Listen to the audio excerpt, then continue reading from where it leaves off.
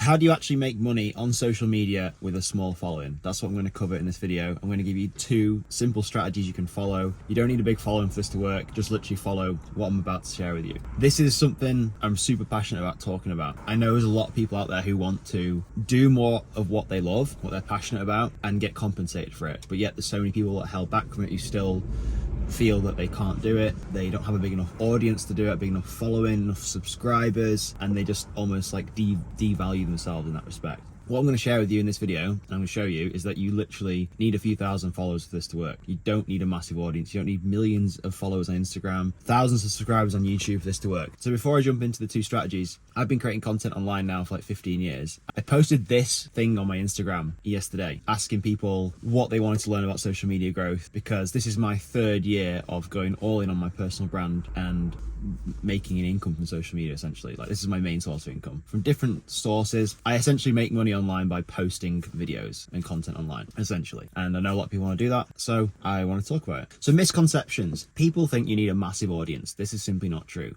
You can make money on social media with literally less than 10,000 followers. I've literally seen people make tens of thousands of pounds a month, literally even 6 figures a year, with less than 15,000 followers on social media. So the correlation between how many followers you have and how much money you can make is completely not really connected. I mean, it is connected, but it's also not connected at the same time. When you have a smaller audience, if it's a very specific type of audience, that is really valuable to a brand or a business who wants to put their products and advertise in front of your audience. That's how you have to see it. That's how brand deals essentially work. Brand deals, you partner with people, you share someone's products or services in front of your audience of people who are almost the perfect match for this product. You're making just the connection, and it can be a no-brainer for brands and businesses. In my space in mountain biking, I see a lot of people settling for way less than they're valued at, and it's almost frustrating. People think that they're only valuable, their only worth is like free product in exchange for exposure for a brand. And that to me is absolute bullshit. And that to me is a brand taking advantage in some cases of an athlete, a content creator, people post online. And it's really annoying. And it's got to the point now where it's happened so much, that's now the normal thing. So when you start trying to share with people, no, you are way more valuable than you think, you can charge way more for this,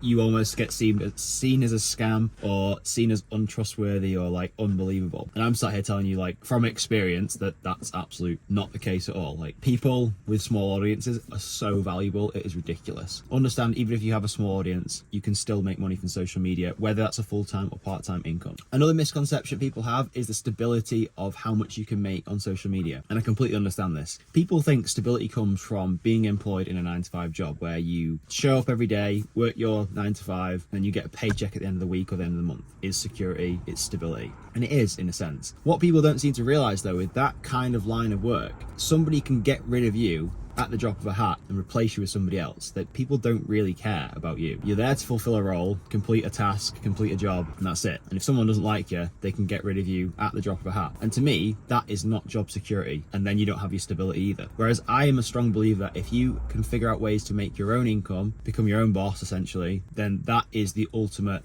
form of stability. Pretty hard to fire yourself. Your income and your stability is dictated by the things you work on, how hard you work, and how much you want to work, so you can just decide your own schedule. I understand people's thoughts on stability around making money on social media and monetizing and things like that. If I was in somebody's shoes who had never done any of this before, had never made money from their content online, I personally would see this as a part-time income to begin with. So don't drop, if you've got a 9 to 5, don't just cut the safety net, just keep the safety net, make sure you've got some sort of stability, and in your own head you are comfortable with what you're doing. Because the last thing you want is to go all in on this and have your mind affect how you think about things. Because your mind, when it's financially anxious, this is from experience as well, you make stupid decisions. Like, you make very poor decisions, very short-term thinking, and it's not the way to do things. Whereas if you were a lot calmer, you'd obviously make better long-term financial decisions.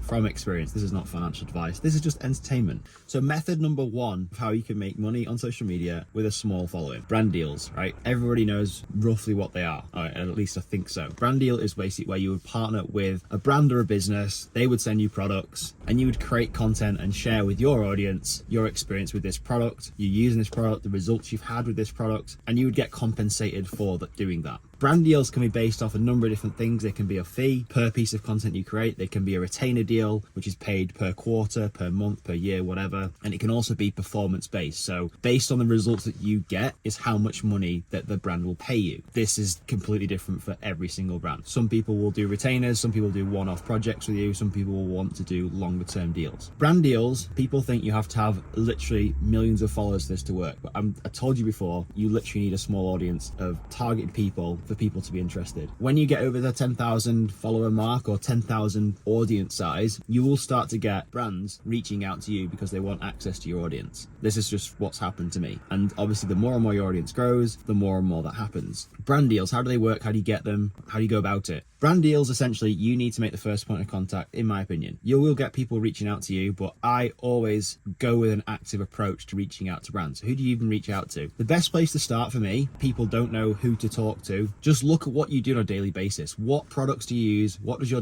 daily lifestyle do? Like, make a note of literally every single thing that you do on a daily basis, and maybe the tools and products that you use to help you do that. And that's a good starting point. If there's things that you use and would recommend and love, why would you not share that with your audience? And it's going to come through organically and natural if you're promoting and sharing something with your audience that you genuinely love and use. That's where I've had the best results with brand deals. If you try and promote something with a brand that you do not resonate with or do not use, and it's completely obvious to your audience, there's going to be like this cognitive dissonance and this barrier between your audience, yourself, and the product. And that's also going to devalue your audience's trust in you, which is not what you want when you're building a personal brand. I would always start with looking at the products, your daily life, what you use, and start there. Make a big list of all the products and brands that you love, dream brands even, that you would love to work with, okay? Make a big spreadsheet, a big list of them. I teach all this stuff in my Creator Blueprint, which I'll put a link in the description below if you want a detailed course on how to do all this. Then you want to go on Instagram or any social media platform and reach out to this brand. I use Instagram because it's the easiest point of contact. People are fairly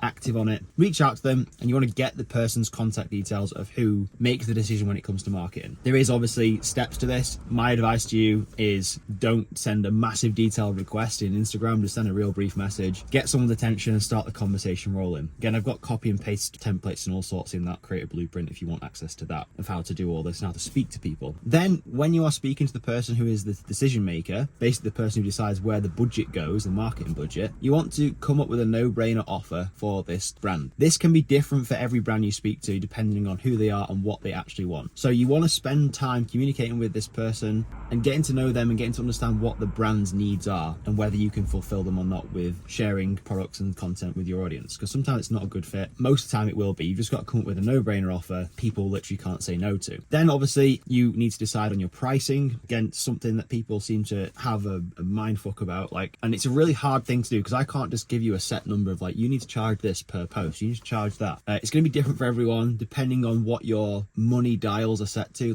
Charging X amount for something might be expensive for you or might feel quite unnatural. From experience, what I found is when you're working with bigger brands, if you want to charge less because you don't feel confident, a bigger brand will see that as the person isn't confident in what they're offering, so therefore they will be less inclined to do a deal with you. Whereas if you charge more, you'll come across as serious and more trustworthy. That's from experience, but it's something that you have to figure out yourself and feel out your own value. So it's hard for me to just give you a set number on that. But you need pricing in place. And I would have a couple of packages ready to go in a media kit. And a media kit is basically a 3 or 4 page document. I will put a screenshot of what mine looks like here so you can see it. And it outlines a little bit about yourself, what you do, what the types of content you create. And I have a page in there about packages of what I could potentially work with a brand on just to get them interested. But I also offer custom packages also. And then that's enough to spark the conversation. And then obviously you would agree on the deal, something that's mutually beneficial for yourself and the brand, and then you would go and execute on that, and then you get paid, and then repeat the cycle. The second method I want to share with you, which is kind of new to a lot of people, is something called affiliate marketing. And it sounds really weird if you've never heard of this before, but it's essentially you share products, services, things you use with your audience, on social media, and you have a special link that they click, and if they buy through that link, you get a percentage or a cut of that sale. And this is one of the best ways that you can make money on social media with a small following. All you're literally doing is sharing again the things that you are enjoying using, the products you use, the products you would recommend to friends and family. It doesn't come across as salesy, it doesn't come across as weird. Like, all you're doing is making a video or sharing content or pictures of the things that you genuinely love and use and would recommend to the people that are following in your footsteps. You can do this through many different platforms. If you use Amazon, which I'm assuming everyone watching this does use Amazon, you can sign up for something called the Amazon's Associates Program. I'll put a picture of that up here.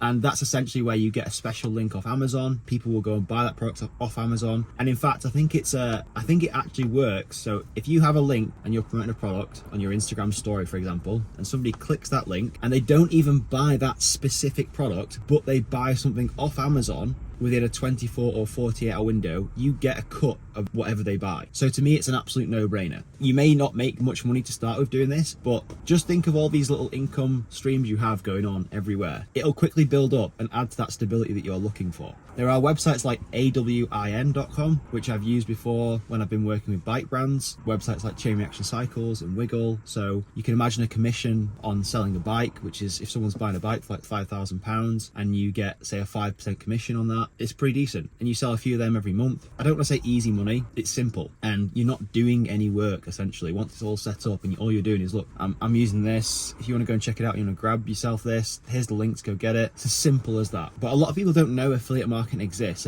Maybe they just get scared by it, or genuinely don't know how to set it up and do it. But I will do videos in the future of how to set up affiliate marketing. But just do a quick Google search on how to do it. It's real simple. There's many different websites, products, services that you can promote and start making money on social media. You don't need a massive following. I hope this video has been useful to you. There will be links in the description to my Creator Blueprint, which is the course I put together on how to actually make money on social media and connect with brands. Complete step-by-step tutorial course, whatever. And there's also a link down below to join my newsletter where I'm sharing tons of social media tips and how to grow on YouTube. See you next video.